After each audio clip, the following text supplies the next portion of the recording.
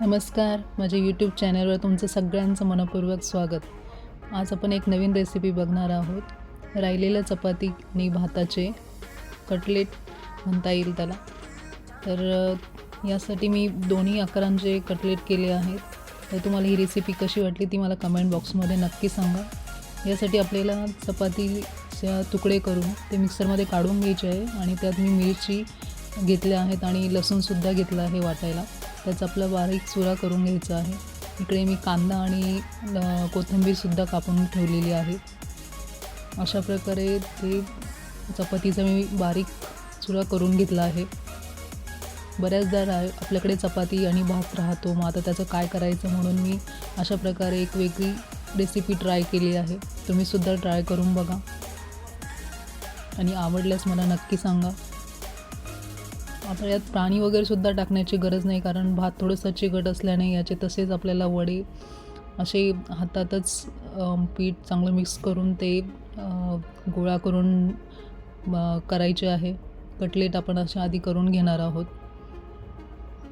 यात आपल्याला उभ्या अशा आकाराचे पण करता येतात आणि गोल आकाराचे सुद्धा करता येतात. तुम्हाला ज्या आकारात आवडतील त्या आकारात तुम्ही करून घेऊ शकता. आणि प्लीज माझ्या चॅनलवर जे नवीन असतील त्यांना माझी एक रिक्वेस्ट आहे, माझ्या चॅनलला सबस्क्राईब करा, लाईक करा आणि शेअर करायला विसरू नका. मी अशाच नवीन रेसिपी रोज या चॅनलवर घेऊन येत असते. अशा प्रकारे मी काही कटलेट करून घेतले आहे दोन्ही आकारामध्ये. हे आपण नाश्त्यासाठी करू शकतो जर रोज आपल्याला काय करायचं या सुचत नसेल तर. यात इकडे मी बेसन पीठ, तांदळाचं पीठ, चवीनुसार मीठ, लाल तिखट, हळद आणि हिंग असं काढून पीठ भिजवत आहे. यात आपल्याला ते डीप फ्राय करून करायचे आहे ते कटलेट. इकडे तेल तापायला ठेवलं आहे.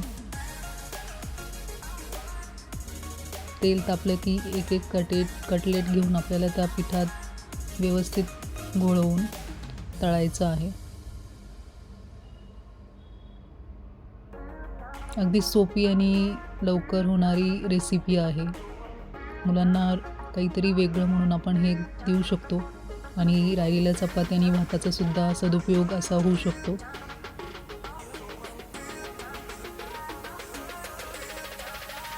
यासोबत तुम्ही मेयोनीज सॉस किंवा